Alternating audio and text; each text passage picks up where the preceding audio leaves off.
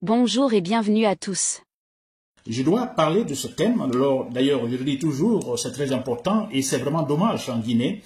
Alors, ce sont des discours très fréquents et souvent nous les notons chaque fois que, disons, nous approchons effectivement des échéances politiques et disons de grande importance, n'est-ce pas? Alors, il est question des discours ethnocentristes, il est question des discours disons, de haine contre l'ethnie Peul. Et il est question effectivement de ces discours, alors de division, tous contre un, n'est-ce pas? Et chaque fois, ces discours reviennent, et chaque fois que nous nous approchons des échéances politiques de grande importance, n'est-ce pas? Telles que les élections, ou par exemple la fin de la transition de Mamadi Doumbouya, n'est-ce pas? Alors, ces discours sont arrivés, et discours qui sont encouragés même, encouragés et même structurés par le pouvoir. Toujours comme ça, on a vu le temps de Alpha Condé, c'était cela, maintenant Mamadi Doumbouya également, donc le même pouvoir qui encourage également ces discours pareils, n'est-ce pas? C'est vraiment dommage. Mais c'est pourquoi il faut se battre pour un état de droit. Parce que dans un état de droit, alors non, c'est interdit, on ne peut accepter aucun discours de division, aucun discours qui, par exemple, disons, des discours contenus racistes, ethnocentristes, parce que c'est très grave. Et dans un état de droit, c'est sévèrement sanctionné. Et voilà pourquoi il faut se battre pour un état de droit. C'est comme Guinée, n'est-ce pas? Alors, quand je parle de ce cas-là, j'ai entendu un certain... On m'en a parlé, j'ai aussi, tout de suite, j'ai écouté. Il est question de ce jeune Guinéen, Jacques Wumpak, n'est-ce pas? Je ne sais pas si je prononce bien, Jacques Wumpak. Voilà. Alors, ce monsieur, je me rappelle au temps de Alpha Condé, tous nous luttions contre Alpha Condé, c'est vrai. Alors, voilà, mais aujourd'hui, maintenant, il tient des discours ethnocentristes, discours anti-Peul, n'est-ce pas? Alors, c'est vraiment dommage qu'en Guinée, en fait, on n'est jamais derrière les principes. Tantôt, on est pour la démocratie, demain, non, on n'est pas pour la démocratie. Tantôt, la démocratie, elle est bonne, la meilleure forme de gouvernance. Le matin, le soir, on dit non, la démocratie ne l'est pas. C'est dommage, la Guinée, n'est-ce pas? Mais voilà, c'est pourquoi je dis que c'est un processus démocratique. Écoutez, tout ne va pas s'obtenir tout de suite. Mais voilà, c'est la lutte, n'est-ce pas? Gardons la permanence, donc la constance derrière nos principes. Je crois que c'est très important, cher communauté guinéenne. Alors, pour m'adresser à Jacques Wumpak qui, tout dernièrement, je crois que ce sont ses discours dans ces derniers temps. Alors, il parle des Peuls. Bon, voilà, vous êtes venus encore, d'ailleurs, vous êtes des étrangers. Ou encore, qu'est-ce que vous voulez? Vous voulez de la guerre? Vous voulez toujours être, disons, la présidence en Guinée, etc., etc. Alors, ce sont vous voyez, ce sont des diffamations, des offenses. Voilà des gens qu'il faut poursuivre. N'est-ce pas? Alors moi je me demande qu'on arrête par exemple Ali Ouba, ce générationnel, alors qui critique objectivement, disons, le pouvoir. Et bon là on a des gens comme ça, Jacques Wumpak, et franchement, c'est quand même incroyable. Ils sont encouragés. Le pouvoir donne l'argent à certains pour parler ainsi. Imaginez, regardez tous ces gens qui supportent actuellement, en fait, le pouvoir, ils sont nombreux. Alors, ils ont la gueule, voilà, juste pour, voilà, une façon, écoutez, de diviser pour régner. C'est grave. Alors, moi, ce que je vais dire à Jacques Wumpak, si vous m'écoutez, c'est la part de Nabilaï Kamara, alors vous allez le regretter. Tous ceux qui tiennent des discours pareils, maintenant, je vous assure, vous allez le regretter. Mamadi Doumbouya va tomber.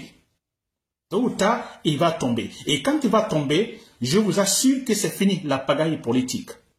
Il y a eu des erreurs, n'est-ce pas? On a eu des régimes, disons que j'appelle régimes, disons qui n'ont rien compris, qui ont, au lieu d'ajouter quelque chose de positif à notre processus démocratique, ils ont ajouté seulement du négatif. Vous comprenez? Mais le problème, c'est que comme nous sommes des êtres humains, alors le changement arrivera. Je disais tout de suite, je le disais avant, que mais écoutez, Dieu ne peut pas en fait créer la Guinée pour souffrir seulement. Ce moment viendra où effectivement on mettra fin à cela. N'est-ce pas? Donc c'est clair, à un moment donné, on arrivera surtout, je suis sûr à 100% quand Mamadi Doumbouya va tomber, ce pouvoir militaire, je dis bien pouvoir militaire qui arrivera, alors aura tiré toutes les leçons du monde, je vous assure.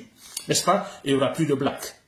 Il y aura plus de blagues, le sérieux, la loi au-dessus de tout le monde. Alors tous ceux qui donnent des discours pareils, vont le regretter après. N'est-ce pas? Et pour terminer ce point, quand ce monsieur Jean Wumpak parle des Peuls, écoutez-moi, je suis guinéen tout court, je suis guinéen. Ce que je ne veux pas accepter, c'est de l'injustice. Je suis guinéen, Et je l'ai dit, disons mon origine, Beila. Alors, je me demande pour quelle raison, disons, je vais me bomber la poitrine pour dire que je fais partie d'une ethnie supérieure donc aux autres. Je ne vois pas la raison. Depuis ma naissance, je dis bien depuis que je suis allé à l'école, de l'école primaire jusqu'à la fin, et jusque maintenant, je suis avec les Guinéens, et ces Guinéens, ce sont des Peuls, ce sont des Malinqués, ce sont des Soussous, ce sont des Guerzés, ce sont des Kissiens, tout le monde, s'il vous plaît. N'est-ce pas? Et nous sommes dans une république. Quand on parle de république, c'est la loi. N'est-ce pas? La loi au-dessus de tout le monde. N'est-ce pas? On ne tient pas compte des ethnies, s'il vous plaît. Bien sûr, les ethnies dans la république, n'est-ce pas? Mais il n'est pas question, effectivement, d'utiliser les ethnies pour gouverner. Utiliser les ethnies pour diviser, comme maintenant le pouvoir de Mamadi Doumbouya le fait. Ils sont en train de payer les jeunes par-ci, par-là, disons, créer, comme Alpha Condé l'avait fait, en fait, tous contre un, tous contre, en fait, les peuples. Mais je pense que vous vous trompez, et pour terminer ce point, je m'adresse d'ailleurs au peuple. Parce que j'ai dit qu'on ne se le cache pas, les ethnies, chacun doit défendre sa culture, défendre ses caractéristiques culturelles, n'est-ce pas? Alors, au peuple, personne, on ne baisse pas la tête, on ne baisse pas la tête. Personne n'est supérieur à vous, d'ailleurs le contraire. Je me demande quelle est l'ethnie qui peut, en fait, en qualité comme en quantité, se comparer au peuple en Guinée. S'il faut parler ainsi, s'il faut juger, parler des valeurs, s'il vous plaît. N'est-ce pas? Alors, qu'on ne se laisse pas faire, vous êtes les peuples, vous défendez votre culture. N'est-ce pas? Vous défendez votre culture, vous défendez vos caractéristiques culturelles. Ça, c'est normal, c'est partout dans le monde, ça se fait ainsi. Donc on se bat, nous nous battons objectivement pour que la loi soit au-dessus de tout le monde. Que très prochainement, les discours ethnocentristes disparaissent à jamais. Je dis bien ethnocentristes politiques. N'est-ce pas? Les ethnies, elles sont importantes dans un pays parce que si vous voyez la différence culturelle, c'est aussi la richesse, cher commentateur guinéen, de la richesse. Voilà, j'ai terminé sur ce point, cher commentateur guinéen. Alors, je reviens sur Faye Milimono. Le discours de Faye Milimono, alors je l'ai tout de suite, en fait, partagé sur mon profil Facebook, aussi sur mon story Facebook Choc Mondaguinien, le discours de Faye Milimono qu'il vient donc de tenir. C'est un discours important. Alors, c'est un discours de regret, n'est-ce pas, de remords. Faye Milimono, il regrette d'avoir soutenu, d'avoir cru en Mamadi Doumbouya, vous vous rappelez. Dès le départ, il y avait ce groupe Faye Milimono, Baouri, Makale, Camara, je ne sais pas, Traoré, ces gens, alors tous ces gens qui disaient, bon, écoutez, non, venons autour de la table, alors ayons confiance en Mamadi Doumbouya, n'est-ce pas? Alors, très bien. Alors, le discours de... C'est dommage que Faye Milimono, maintenant, c'est maintenant, donc écoutez, ce n'est pas tard, il n'est jamais trop tard pour bien faire, alors je ne dis pas que c'est tard, donc le moment donc de signifier son regret, non, ce n'est pas tard, mais seulement je me dis, dommage qu'il le fait maintenant, que... juste après, disons, la condamnation de son ancien sociétaire, disons, Aliouba. Aliouba, il faisait partie, donc, du parti Bloc libéral. N'est-ce pas? Nous le savons très bien. Et c'est dommage. Et c'est maintenant, quand ce monsieur est allé en prison, et quand Faye Milimono a exactement compris, il a compris finalement que, ouais, Mamadi Doumbouya, donc, a trahi. Ne disait pas la vérité. Bon voilà, nous sommes comme ça les êtres humains, certains comprennent très tôt, d'autres aussi non. Essayons donc de rationaliser en fait le discours de Faye Milimono, le cas de Faye Milimono. Je dis bien certains comprennent très tôt, d'autres non. Bon voilà, c'est dommage que Faye Milimono comprenne très tardivement, c'est vrai. Moi j'avais compris très tôt que après les 3-5 des premiers mois de la transition de Mamadi Doumbouya, que non, que c'était un faux. C'était un faux, c'était des bluffeurs tout simplement. Et j'ai commencé à les combattre. Bon voilà, rien n'est trop tard, nous sommes dans un processus démocratique. Moi je suis d'ailleurs très content que Faye Milimono prenne conscience maintenant. Et par ça c'est le but d'ailleurs de mes directs, quand je donne des directs. Je ne cherche pas, disons qu'on me jette des fleurs, non, du tout, non, je n'en veux pas. Tout ce que je cherche, que les gens comprennent. Nous cherchons à faire comprendre que le pouvoir de Mamadi Doumbouya, que Mamadi Doumbouya est faux, était un faux, tout simplement. N'est-ce pas que les gens comprennent cela? Une fois que cela est compris, tout le monde arrive à comprendre, il est encore facile de combattre. N'est-ce pas? Très bien. Alors, Faye Milimono, si vous avez suivi son discours, alors, franchement, il regrette. Moi, j'ai aimé cette façon, en fait, de signifier son regret. n'est-ce pas? Il est très clairement, écoutez, nous on a cru, on a dit aux opposants, aux autres partis politiques, non, venez autour de la table, hein, vous aimez trop des problèmes, venez, voilà, ce monsieur, il veut bien travailler, il est un peu différent des autres. N'est-ce pas? Ils ont même critiqué, Fayemino dit avoir critiqué Sebdalin Diallo, qui encore, Cécilia Touré, tous ces autres-là qui ont refusé de venir autour de la table. Il les a en fait jugés négativement. Alors, il regrette, il présente ses excuses à tous ces partis politiques, n'est-ce pas? C'est vrai, il présente ses excuses. Alors, franchement, qu'il n'avait pas compris, il n'avait pas compris parce qu'il croyait à 100% disons, à l'engagement de Mamadi Doumbouya. N'est-ce pas?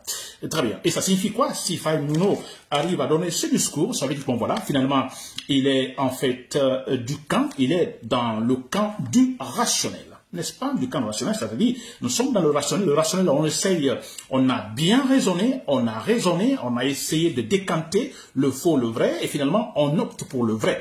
J'espère que Fayemino, c'est le cas. Et une fois qu'on est dans le camp du vrai, on se bat pour le vrai, c'est-à-dire qu'on est derrière un principe indéboulonnable. N'est-ce pas? J'espère, Fayemino. N'est-ce pas? Ce sera le cas. Très bien. Alors, autre chose que je vais dire. Si Fayemino reconnaît maintenant, en fait, ses erreurs, n'est-ce pas? Alors, il prend conscience, effectivement, qu'il s'était vraiment trompé. Alors, vous le savez, quand il a fait, il n'était pas seul, il y avait aussi Baouri et tout. Voilà. Mais, je me dis, si Fayemino prend conscience maintenant, et je suis sûr à 100%, et c'est le cas, Baouri, là où il est aujourd'hui, il regrette aussi. Baouri, il est dépassé. Honnêtement, j'ai plusieurs fois critiqué Baouri. Je dis que c'est un traître, c'est une mauvaise personne, je le dis toujours, mais disons, essayons d'être proactifs. N'est-ce pas? La proactivité, alors on essaye, disons, de rester dans l'objectivité, même si on n'aime pas la personne, mais on dit exactement les choses telles qu'elles sont. N'est-ce pas? Et je dis très clairement que Baouri, là où il est, alors je crois que lui-même il s'est dit, en fait, il regrette. C'est la même chose que Fayemino. Je me dis, écoutez, ils étaient ensemble avec Fayemino. Alors, ils ont été convaincus par la junte militaire. Fayemino qui vient de regretter, il le dit, je crois qu'il est dans une position confortable pour pouvoir exprimer son regret. Baouri, là où il est, il le regrette. Baouri est dépassé. Pensez-vous que Baouri est content de la manière comment Ali Ouba est parti en prison?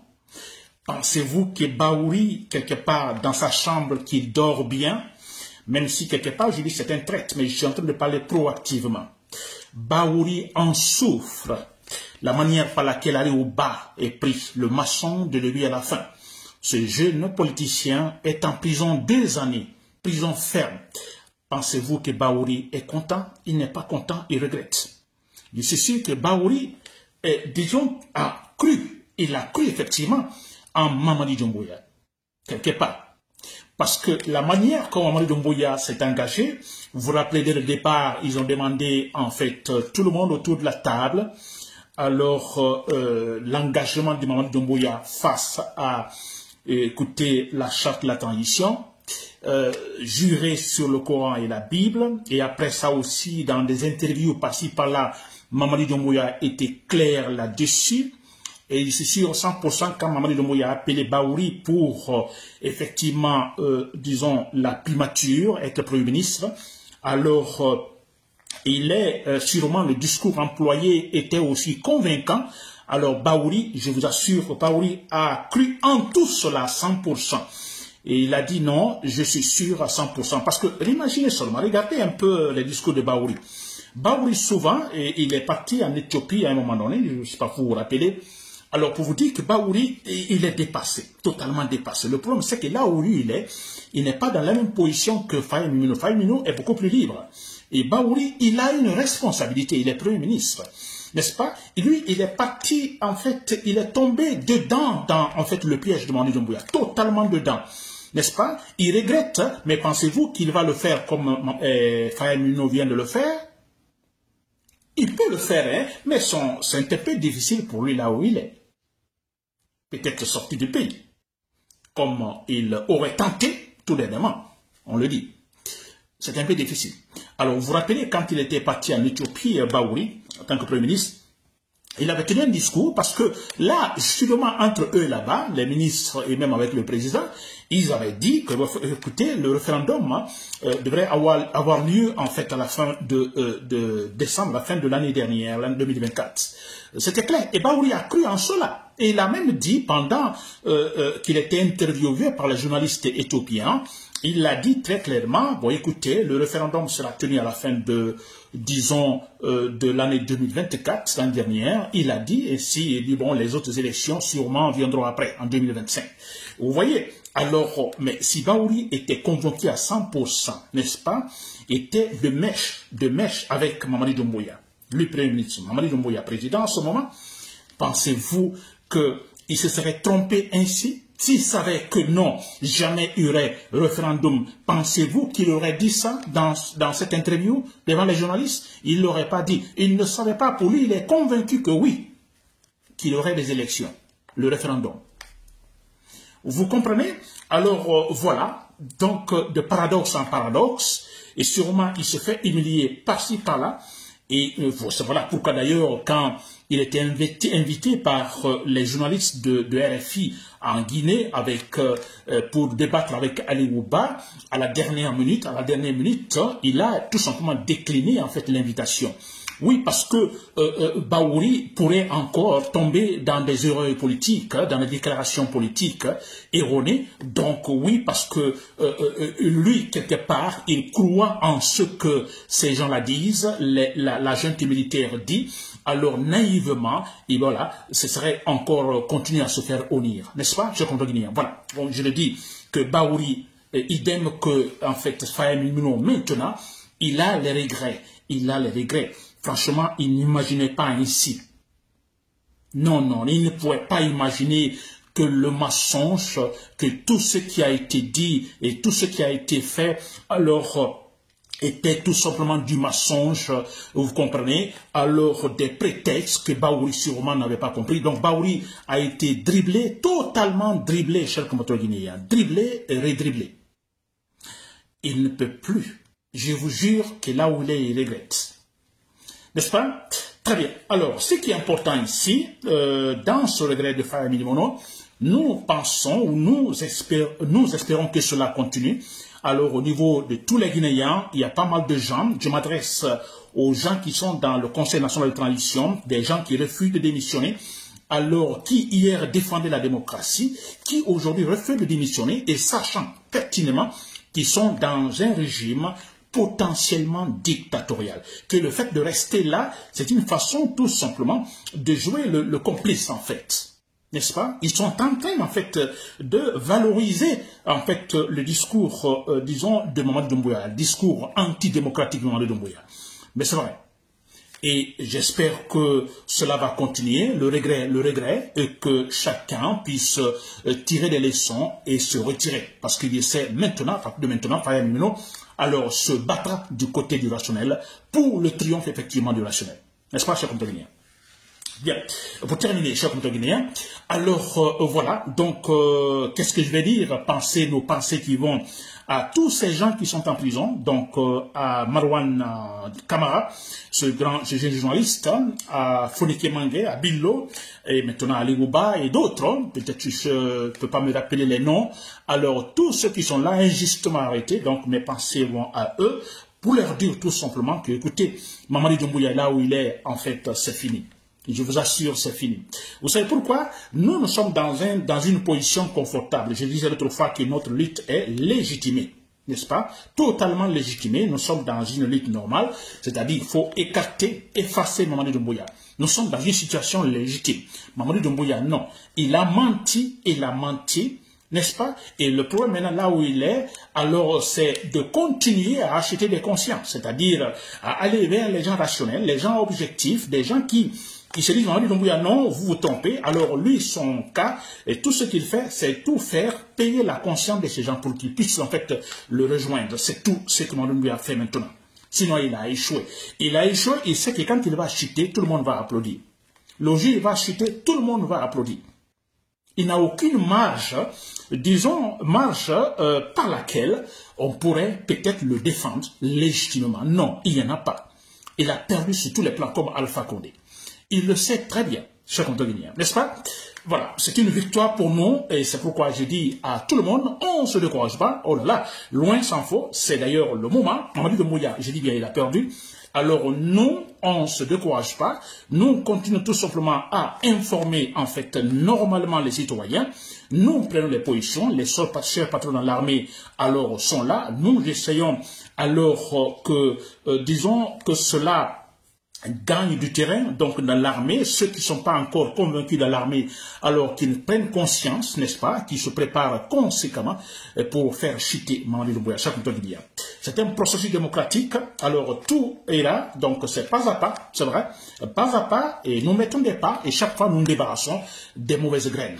Mamadi Doumbouya et son groupe, ce sera super important quand on arrivera à nous débarrasser de ces gens. Ce sera une victoire écrasante donc de notre processus démocratique.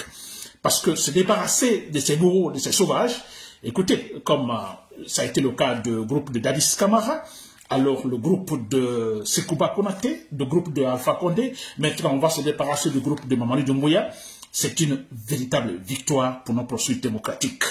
N'est-ce pas? Alors, du sérieux, c'est important, on a vu au Gabon. Le Gabon, alors, le président gabonais, il est venu, je crois, après Mamadi Doumbouya, mais égalé, il s'en va avant Mamadi Doumbouya. Donc, il a fait ce qu'il faut comme travail. La transition est terminée, les élections sont programmées. Voilà, on appelle ça le patriotisme, cher conterminien. N'oubliez pas de vous abonner et d'activer la cloche de notification pour rester informé de nos prochaines vidéos. Restez à l'écoute pour les développements passionnants à venir.